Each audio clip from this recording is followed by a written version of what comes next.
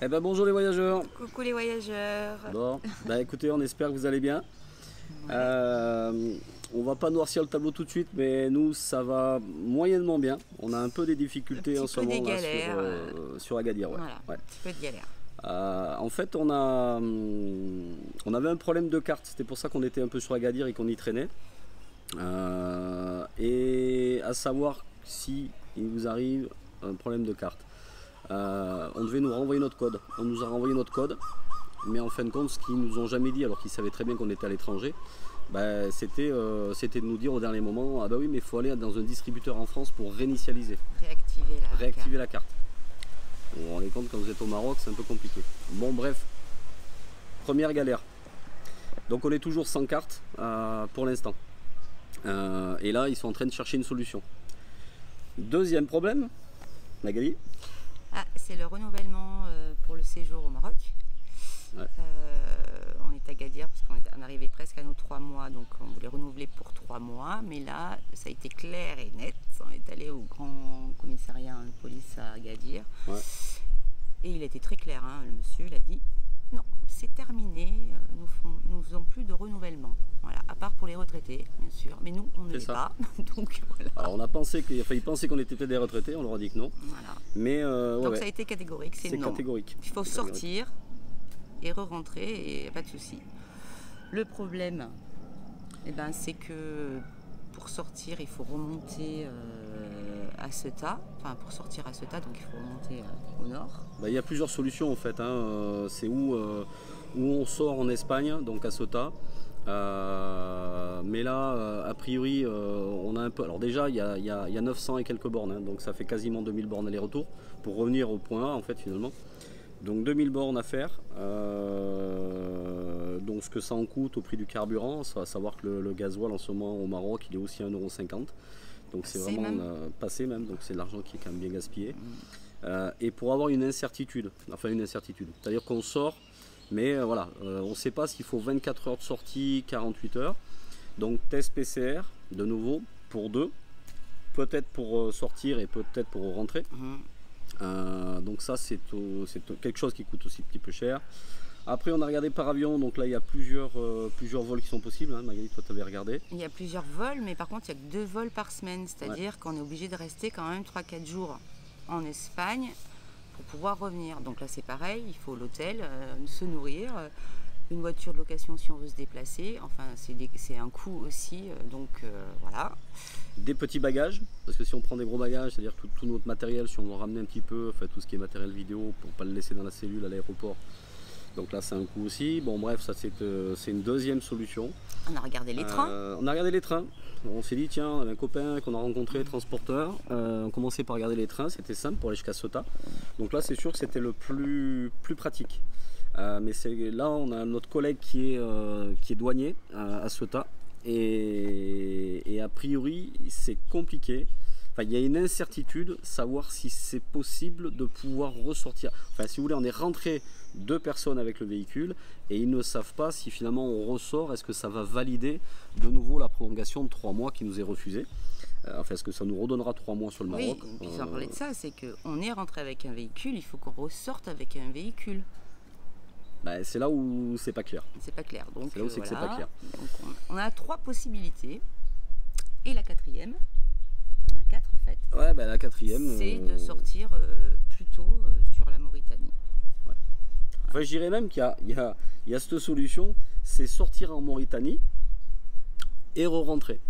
Sauf que si vous regardez un peu sur la carte, quand vous êtes à Darla, donc déjà à Darla, il faut déjà y descendre, hein, parce que il n'y a pas grand chose, hein. Jusqu'à Darla, il n'y a rien d'ailleurs, hein, c'est du désert.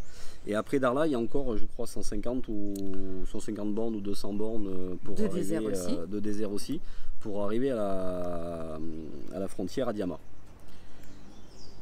Donc faire tout ce voyage là pour remonter et pour rester à Darla, parce que de Darla, si on voulait remonter, faire tranquillement ce qu'on voulait continuer à faire à la descente du Maroc, ça nous fait encore pas mal de bornes. Ça fait vraiment trop de bornes aussi, ouais. Donc là on est toujours un peu sur les mêmes phases des premières possibilités.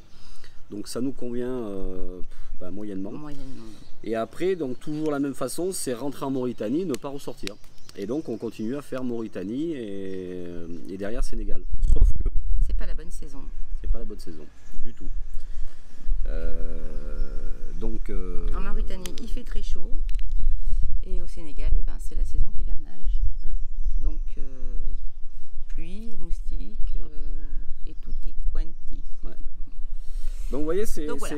loin d'être simple. Donc déjà, il y a la carte. Là, ben, on ne sait pas, hein, ils sont en train d'essayer de regarder qu'est-ce qu'ils peuvent faire, nous la renvoyer, mais il faut avoir une adresse fixe. Nous la renvoyer fixe, on n'a pas activée. vraiment. Et activé, donc voilà, c'est un service conciergerie qui s'occupe de ça. Enfin, Donc bon, il faut bref, nous la donner main à main, Ouais. sans intermédiaire. Enfin, bon, bref, ouais, voilà. donc c'est un peu compliqué quoi.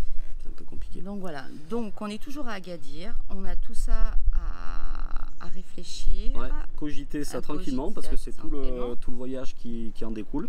On L'autre a- solution c'est rentrer. Hein. Il y a la solution, c'est directement on repart puisqu'on n'est pas du tout dans les bonnes saisons. Voilà, c'est une autre éventualité, mais qui n'était pas prévue du tout au programme celle-ci. Non plus.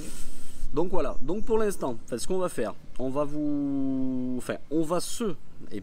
proposer, on va aller faire un petit tour à Agadir, on a vu qu'il y avait des petites balades à faire, refaire un peu de piste, et surtout se remettre un peu de baume au cœur, et aller se faire plaisir, et puis sortir de cette ville d'Agadir, parce que moi j'en peux plus très honnêtement.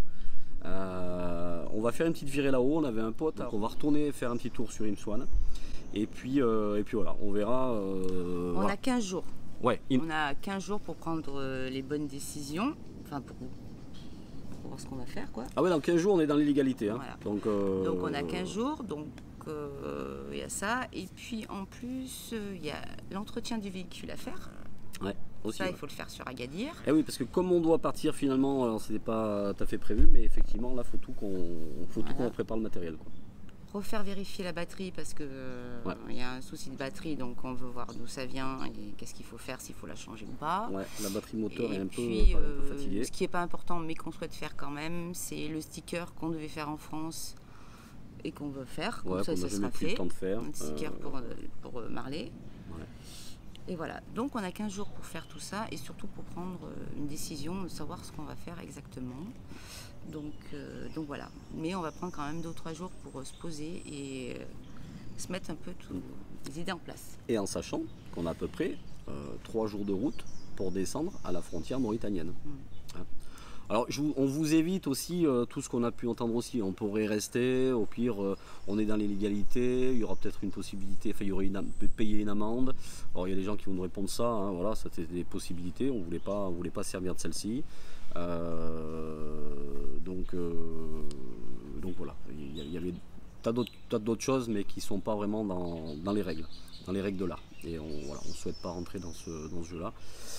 Donc voilà, on va faire cette réflexion tranquillement et puis dans la prochaine vidéo, écoutez, on saura Où est-ce qu'on est? où est-ce qu'on est, où est-ce qu'on fait. Qu'est-ce qu'on a décidé? Voilà, c'est ça un Ouais, peu. parce que là très honnêtement, c'est le trou noir et on l'avait C'est pas un prévu peu, comme ça. C'est un peu, voilà. Et- Un peu tout à la fois Et le temps est compté. En même temps, voilà, on sait que voilà, on se donne 2-3 jours de réflexion, mais le temps est vraiment compté, il faut vraiment décider parce qu'on n'a plus le choix. c'est Donc ça. voilà, écoutez, on vous laisse regarder cette vidéo, n'hésitez pas à nous faire des commentaires, n'hésitez pas à vous abonner, j'ai encore cet algorithme YouTube là, qui est là et qui, voilà, on a du mal, on a beaucoup de vues, mais voilà, abonnez-vous, ça coûte rien, c'est 0, et puis un petit pouce, et puis voilà, en tout cas merci à vous de nous suivre, et puis on vous tiendra au courant des Ouais, prochaines on tient- étapes. Voilà, c'est ça, on tiendra informé de tout ça. Ouais, ça va le faire, Oui. Inch'Allah. Allez, on vous laisse À bientôt. visionner la vidéo. À plus tard. Bye. Ciao, ciao. Bye bye.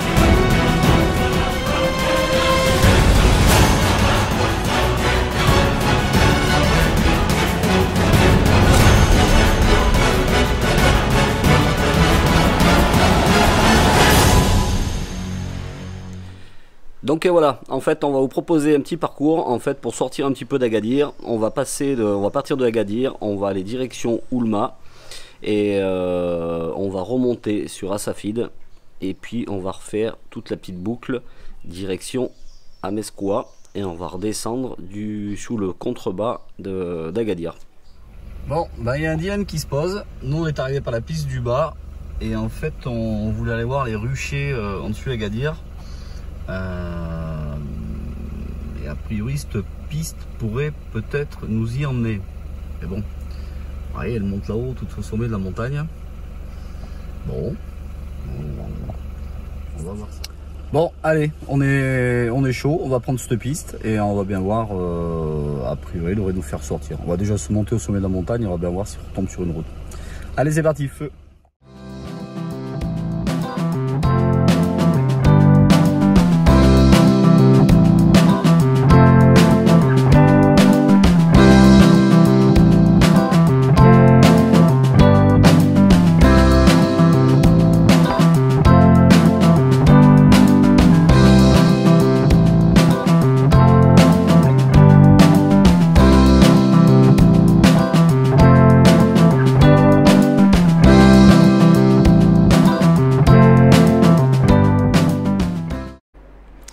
Et ben finalement c'était une belle surprise cette piste, très agréable, comme quoi le hasard fait des fois bien les choses. On y va vraiment au pif, hein, on découvre et on se laisse porter quoi. Mais la piste quand même finissait par être très longue et on se demandait si vraiment on allait finir par pouvoir ressortir éventuellement sur une route. Ben si, là on commence à redécouvrir un petit peu un semblant de route, enfin on commence à voir des poteaux électriques, donc on sait que c'est une piste déjà qui a certainement des va-et-vient avec des véhicules pour ramener sur les 2-3 maisons qu'on a pu voir. Donc on commence à reprendre un peu le sourire, même si on n'était pas inquiet, mais on se dit bon voilà, allez, on va aller voir un petit peu ce qui se passe derrière, surtout que la direction c'était d'aller au rucher. Alors et après toute cette aridité, on retrouve des bassins de rétention, de l'eau qui provient un peu de partout, et des systèmes d'irrigation qu'on retrouve de toutes parts, collés dans les montagnes, en contrebas, et des potagers de partout. Alors un travail de fourmi qui a dû être fait à une époque, et vraiment en très bon état. C'est juste un petit lieu magnifique. Ce que vous voyez en contrebas des montagnes, voilà, c'est tout un système d'irrigation, et tout est vraiment en état phénoménal quoi. Donc c'est chouette, beau trajet en direction du rucher.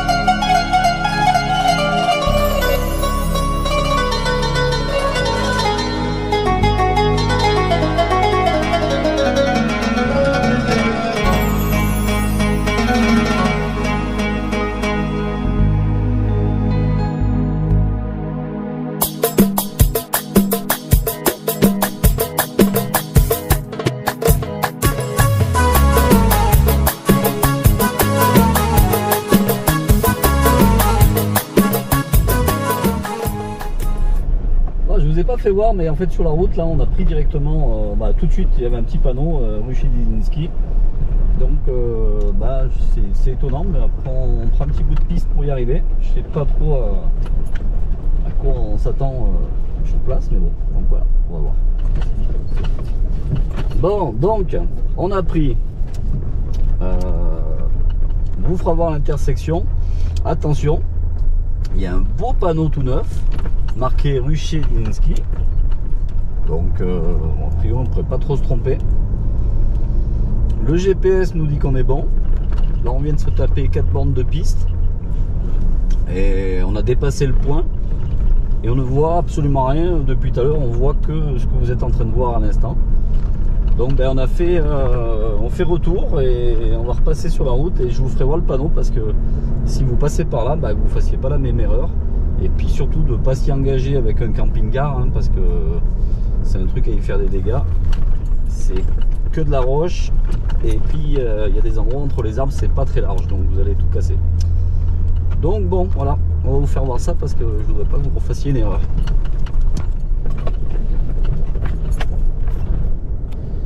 Donc, ben, vous voyez le panneau à gauche, rucher d'Inzerki.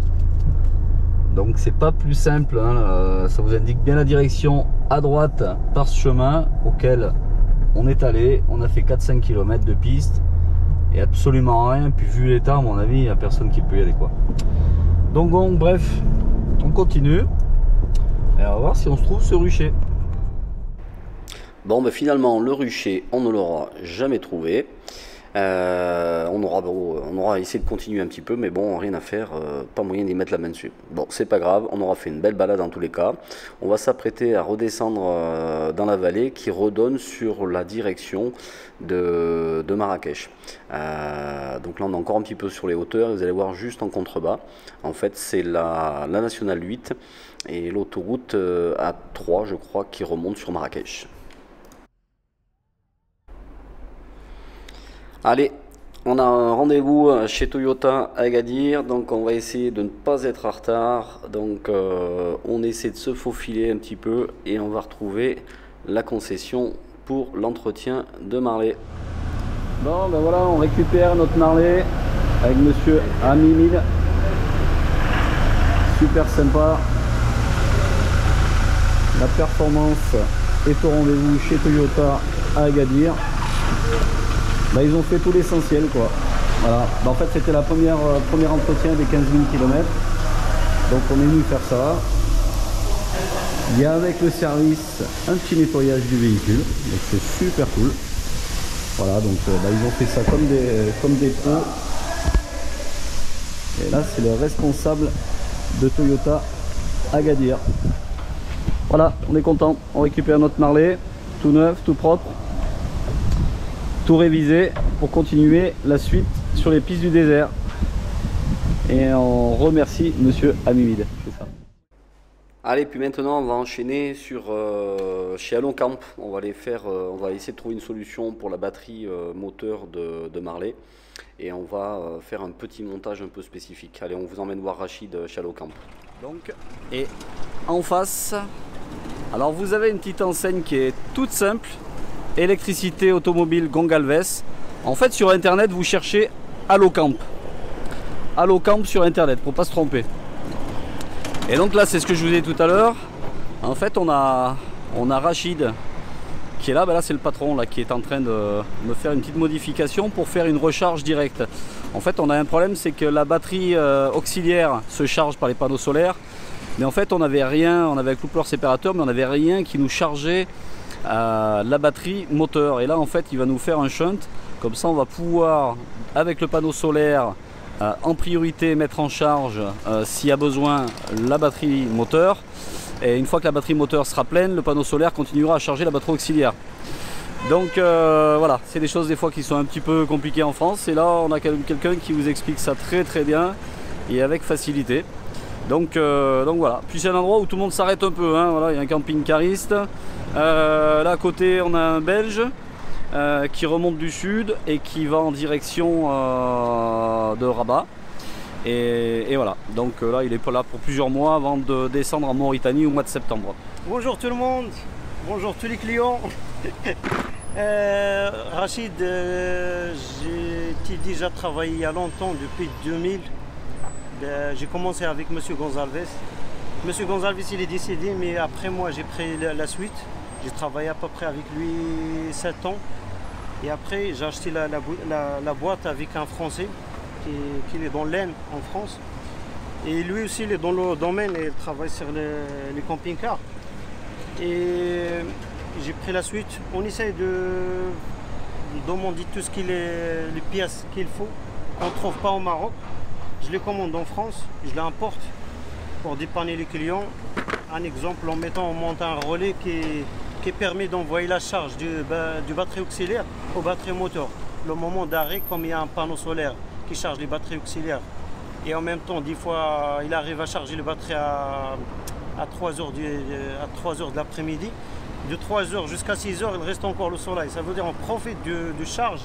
Et c'est pour ça qu'on rajoute un relais qui envoie la charge aux batteries moteur. Comme ça, la batterie moteur, même les véhicules, c'est peuvent rester 3 mois, 6 mois sans problème. Et la batterie moteur toujours chargée. Et voilà, on essaye de réparer tout ce qui est les camping-cars, tout ce qui est les cellules, frigo, chauffage, tréma, les circuits de charge, les panneaux solaires, les paraboles, satellites. Ouais, tout ce qui est Webasto, tu le fais, Berspatcher aussi, ouais. On n'a pas toutes les pièces, mais on a la majorité. Ce qui est vraiment tombe souvent en panne. Ça aussi, on dépanne pas mal des clients. Et voilà. Merci beaucoup. Voilà. Bonjour à tous, nous voilà dans le quartier des abattoirs. Et donc nous voilà aujourd'hui, donc c'était la journée un petit peu des travaux. Et en fait, ça faisait déjà longtemps qu'on voulait mettre en place des petits logos, les voyageurs d'ailleurs. Donc en tout cas, c'est une adresse comme ce matin pour les camping-cars, pour la partie électrique. Et bien, si vous avez besoin d'un logo, de refaire quelque chose sur votre véhicule, je vous soumets l'adresse. Il n'y a pas de partenariat, il n'y a rien. C'est juste pour les gens qui passeraient sur Agadir. Si vous avez besoin, vous pouvez venir par là. Voilà, je vous montre un petit peu le local. Voilà, c'est un petit peu là que ça se passe. C'est les entrailles de toute la partie technique, table de travail. Ah, mais ils sont super bien équipés, ils ont vraiment tout ce qu'il faut. Voilà, il y a toute l'équipe qui est là au travail. Franchement non, c'est vraiment top quoi, c'est vraiment top. Voilà. Donc, et là c'est la partie bureau. Donc voilà, et là, je vous présente, c'est Yacine qui s'est occupé de tout ça. Bonjour à tous. Bonjour. Donc Yacine, il a fait un super boulot en tous les cas, quoi. Parce que c'est pas facile, c'était plein de petites découpes. Et je sais que c'est pas facile à faire, quoi. Et bienvenue à Agadir. Ouais. Bienvenue à tous. C'est ça. Et donc voilà, donc comme j'ai dit, je vous ai mis l'adresse, Madipub. Voilà, si vous avez besoin, écoutez, pour votre camping-car, votre véhicule, n'hésitez pas quoi. Super. Qui est ici, qui est Madipub. Madipub. Donc j'imagine que si vous cherchez sur internet, vous allez le trouver. On a eu un accueil qui était des plus sympathiques. Et voilà le travail qui a été fait sur notre logo, les voyageurs d'ailleurs, avec la carte de l'Ardèche, notre chèvre. Et donc on a fait tout un petit contour. Hop là. Voilà ce que ça donne un peu sur le côté. Hop là. Tac là.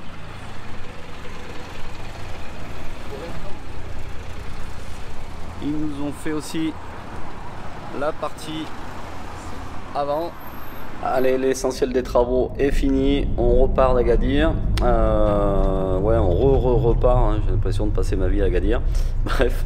Et mais avant d'aller direction Imsouane, on va faire une petite halte à Ourir. Il y a une plage qui est sympa. On voulait s'y arrêter. Ce sera à mi-chemin. Et puis là, c'est déjà un petit peu tard. Donc, on va passer la soirée ici. Et ben là, on est à côté d'Agadir, à Ourir. Et vous voyez, les Marocains sont tous à la plage. On est 13 h, toutes les tagines sont en préparation.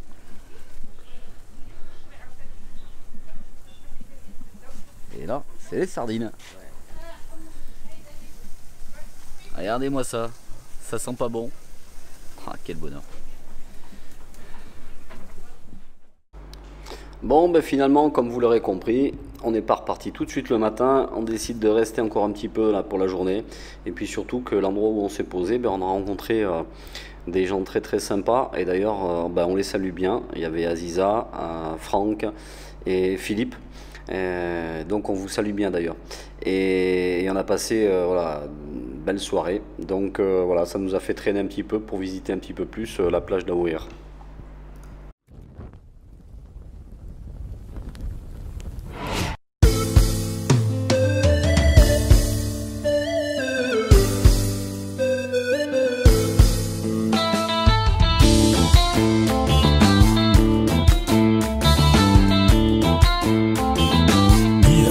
Show.